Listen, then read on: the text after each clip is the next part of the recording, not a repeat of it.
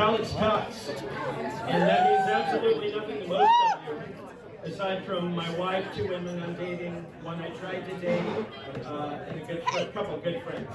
So, while they're getting ready, we're going to go ahead and start out with a quick demonic dedication. For the outsiders and outcasts, the ones who try their best to fit into others' expectations, often with disastrous results.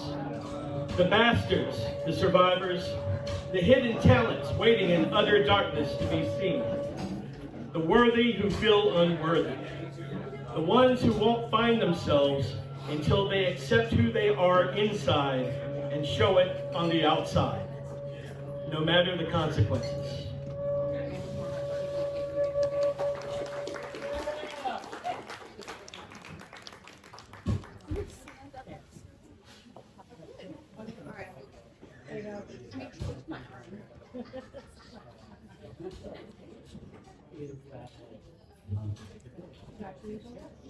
Thank you to the musicians. Thank you to John for the opportunity.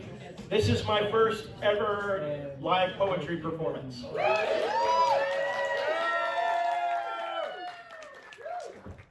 you. I wrote my first poem probably 30 years ago in elementary school, and I didn't write another poem for another 20, 25 years. So I'm experienced at this. So I'm going to give you a quick disclaimer. The following words are acts of creative inspiration, brought here to you from me with thought and provocation. Gifts of life, love, places, and song. Long nights, bright lights, battles of right and wrong. No artificial assistance was needed for this work. With no respect to Google, the bards I know aren't jerks. God's not my co-pilot. Why the fuck would I want Bill Gates? Tech can help many, but for the creative, it can damn our fates. I've drawn from my life the world I've observed. The musician's medium is sound, the poet's is word. So please hear these, remix, reuse, recycle. Live my words as your own for these moments of recital. Print my name, toss me coin if used to make money. Artistic creations are works of living human honey. No consent given for big data or AI facsimile. The only large language model up here you're going to see is me.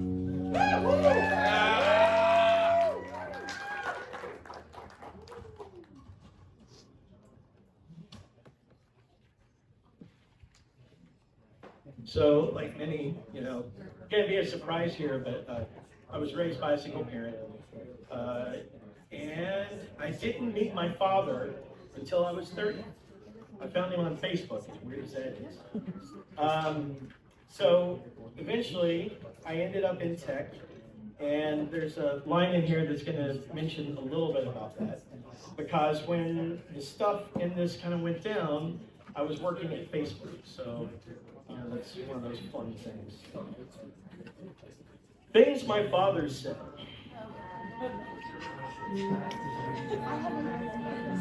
Protesters or looters are white, and looters are black. You're so stupid. You couldn't get into Penn State. Does HR have you listed in the black or the white column? I don't think you know. What would Zuckerberg feel about what you're posting? Keep to turning screwdrivers and wrenches. Stay out of the public light with your negativity. My father said all these things after Trump cleared Lafayette Square. I called the man a fascist. My father felt it unfair. I didn't know my grandfather who went to Penn State. The one who raised me was lucky to finish grade 8. I didn't grow up in the Von Trapp family home. I grew up a bastard, rural, isolated, and alone. My dad grew up a black sheep in a wealthy family. I grew up country, yet still with a lot more civility. Unfair is an ironic term for one so privileged, yet I crossed his line and committed sacrilege. My mom, turns out, was wise. She never told him about me. While I was growing up in a small little town, he was drunk on a beach by the sea. I found him when I was 30, his life somewhat recovered. He was sober, creative, and happy. A son had been discovered. 10 years we had together, 10 years learning to love. Yet when that fateful day came, my father said all of the above. Clearly, I'm not dumb, stupid, or mentally meek. My father was angry, spoiled, and emotionally weak. A couple years later, my uncle gave me a call. My dad had raged at him, their family, and all. Then he spent 2 months in a hospital, and his life suddenly came due. My father died in a hospital bed, having pissed everyone else off too. I spoke at his funeral, and I tried to give him some redemption. I said he was unhealed and conflicted without needed intervention. With all that happened, if he just picked up a phone, I'd still have made damn sure he didn't die all alone.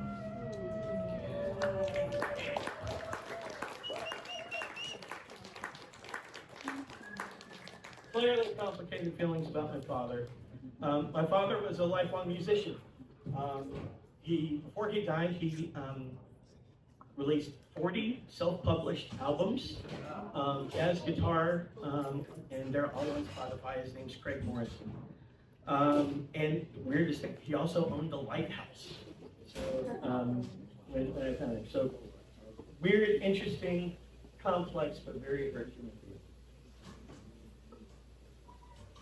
Shooting this up because we work on healing generational wounds. I'm a father too, and a little bit of an ovation for the mother, Ashley.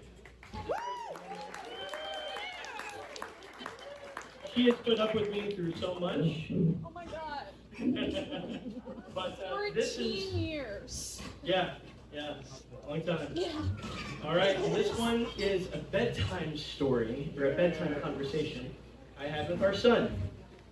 Someday I'll be a tree. I laid down with my son tonight as he was preparing to drift off to sleep. I was on my side, and he rolled over to look at me.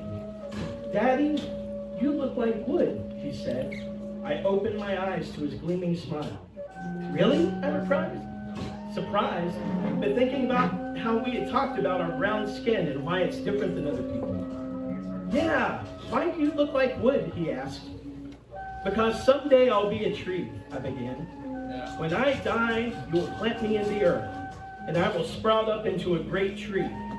My roots will dig deep into the soil, drawing up nutrients and water, spreading out to connect with the other trees in life. My trunk will go big and strong. My limbs and hair will spread and stretch out into branches and leaves to collect the sunlight above, and I will sway in the breeze." "You won't turn into a tree, Daddy." He laughed with a big smile on his face at the idea. "If people turned into trees, the trees would have eyes and faces." "Daddy, maybe I will, maybe I won't," I said to him as he turned back over in bed. "I guess you'll have to wait and see." "Daddy, do trees talk?" his small, tired voice asked. "They do, in a few ways. Trees talk through the wind, like the air in our lungs across vocal cords. Their leaves shake and their limbs creak, and they sing songs just like we do. They talk to one another in a special way too. They talk through their roots, through the soil and the ground, with each other and other plants. If one tree is in need, they send food and water to them. When another tree dies, that tree gives its nutrients to the others so they live on. Trees talk with each other all the time. When I am a tree, you can come talk to me. You can sit under my shade and listen to my leaves and branches sing. You can touch the soil under your fingers and know I am part of it, and along with me, the whole earth loves you, my son." By that time, my son was asleep, dreaming of his dad made of wood.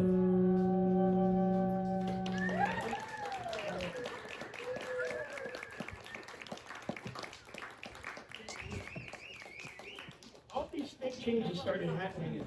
We talk about, let's just read this. Let's go into it. A thought about authenticity. There's a lot of talk about authenticity and being our real selves. What if my authentic self is just all of my fake ones? The mage, the sage, the warrior, the poet, the lover, the leaver, the deceiver, the believer, the high achiever, the wanderer, the conjurer, the author, the imposter, the hacker, the slacker, the druid, the sexually fluid, the chaot, the psychonaut, the one who asks why not, the pervert, the convert, the seer, the beer, the doer, and at the same time, no single label covers me at all. What if the act of finding myself is simply doing myself, and when I need a reminder, look back on all I've done and acknowledge it for the good, bad, powerful, weak, vulnerable, loving, wise, foolish, arrogant, humble, people-pleasing, people-leaving, people-hurting, people-healing, chaotic, ordered, and incredible existence I've led.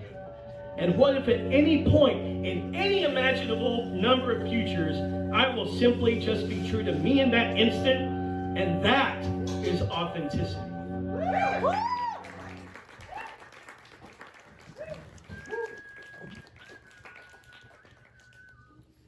Worthiness. Hitting big time. Declaring your worthiness isn't an act of logic or rationality. It's a bold act of assertion against a history and society that tells us we aren't good enough and that we need to be more.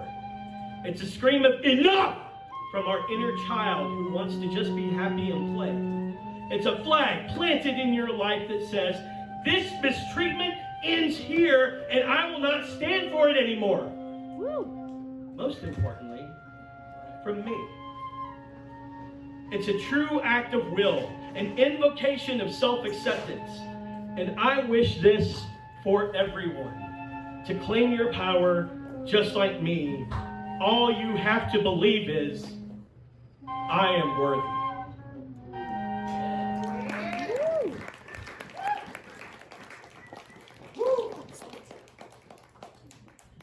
So I mentioned my wife, a couple people I'm dating. I'm polyamorous, which in Portland is just like normal. I was out on a first date, and I'm 46, so I'm hoping to fall in love at least maybe another 20 times. I was out on a first date last year, a couple of years ago, and somebody asked me, when do you say I love you? I'm like, that's a good question. I'll have to think about this. So this one's called, when to say I love you. Only when you're certain, only when it's true, only when it doesn't matter if it's returned back to you. Never before you feel it, never after it's too late, never when you're too lit, never to change a fate. Both in healthy grounding and a clear mind and heart, with earnest voice resounding, with time for talking to start. The word of love is your gift, one freely shared with joy, expecting nothing to be returned and not a manipulative ploy. With these conditions met, with due time you'll know, when that special moment comes, your true I love you will flow. Woo.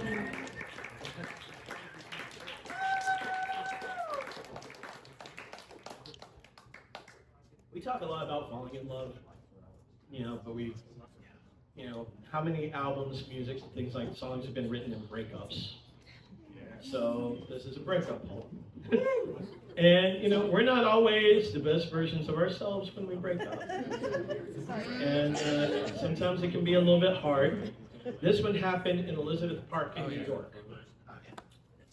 So we'll just leave that there. New York's not a good city for me for breakups. The breakup. Sometimes things don't work out, no matter how much you want them to. When the constant arguing makes you shout to the point you don't know what else to do. The love you feel is still very real, while time invested is painfully divested. Your heart continues its appeal as your will to hope is finally bested. When it hurts as much to stay as it would to leave, when the differences of today can no longer find reprieve, a moment's wrath turned the course of our lives' path with so much force. What we hoped would always be sharply ends in sadness, tragically. Our bond deserves so much better than to break by reckless words. A lifetime of sorrow I'll carry onward until my eyes are packed out by birds. I wish you well, I wish you healing. I wish you hope in your heart's annealing. I wish you love, I wish you passion. I wish you better for your queen bee fashion. In my hall of loves, you'll take your place, a bright central spot of greatest space, with words of warning for my future, to never again be love's butcher. To better know the right ending, one to foster all hearts mending, from at best a still painful place rending of two lovers with separation pending. I am guilty with no excuse, no defense for being obtuse, for not taking a moment, for lacking patience, for being cruel, heartless, and ingracious, for saying things I knew were mean without thought, with words unclean. I tarnished more than our relationship. I triggered guilt from unrelated hardship. You didn't deserve this act most cruel. My mouth released a wretched rule of blame, of anger, of tainted heart, a needless sedition by which to part. I am sorry I broke your heart, Erica.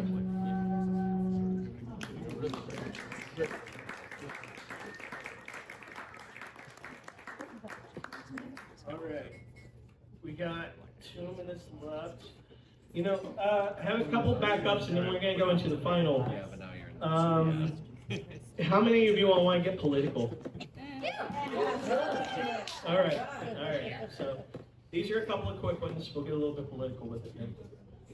This one's called Where They Go One.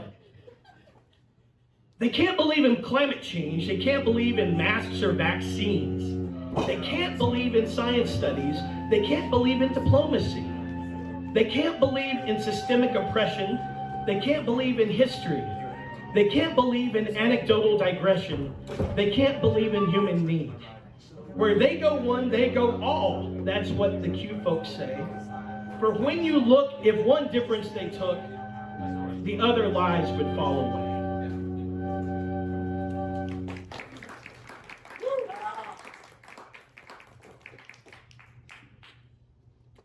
If I am killed, and before I go into this, I'll say, my first career, I was a police officer for 5 years in Southwestern Virginia. My degree's in law enforcement. You know, at 5 years, I saw some of the shit there. Meth labs, you name it, I dealt with it. I left that life and I ended up in tech and moved out to California and the West Coast and went through a whole lot of stuff to get here. Clearly, things aren't resolved. So, I'm making you all my co-conspirators. Okay. If I am killed, if I am found dead, if I am reported to be gone, if by gunshot, by police, or by any acts of violence, bear witness to this. I was unarmed. I carried no gun. I wished no harm to others. If arrested by rule of law, I likely did not resist. Violence I have set aside in life. I only wish to know peace.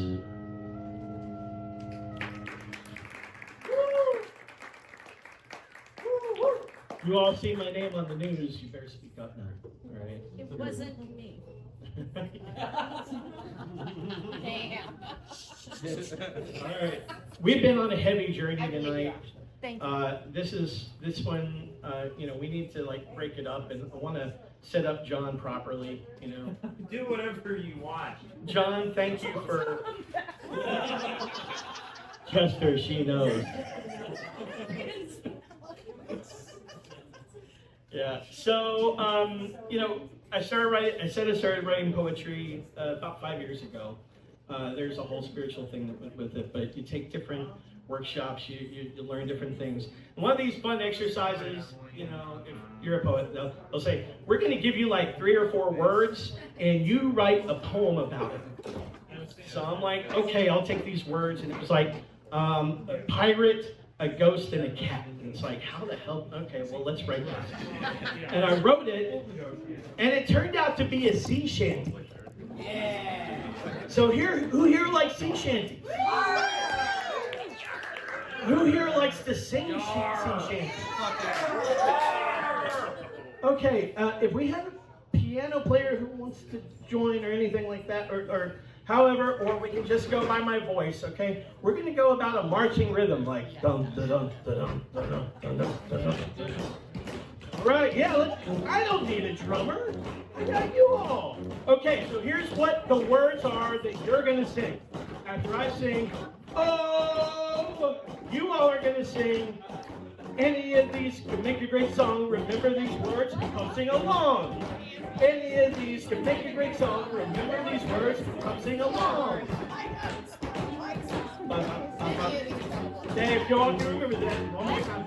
Any of these can make a great song. Remember these words, come sing along.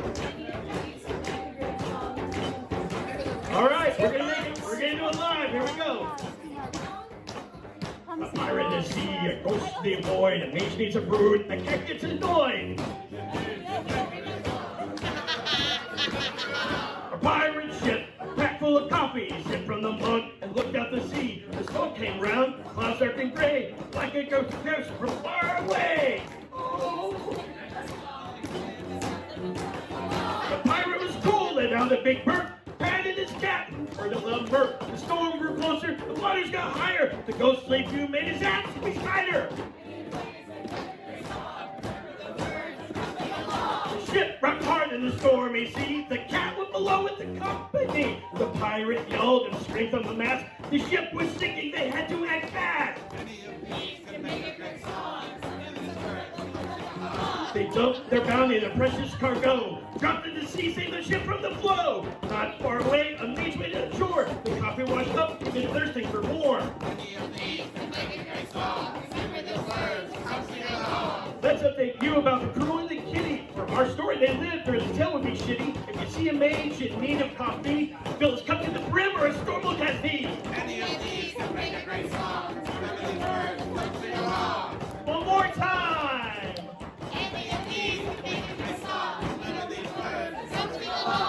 Give yourself a hand! We did it! We did it! Everybody, musicians, thank you all. All right, John, thank you for trusting somebody who's never done one of these before. Thanks, Rob. Everybody, John Carter. Thank you, Howard Cox. And thank you to the musicians, Emily Lichtenberg and Wesley Paul. So,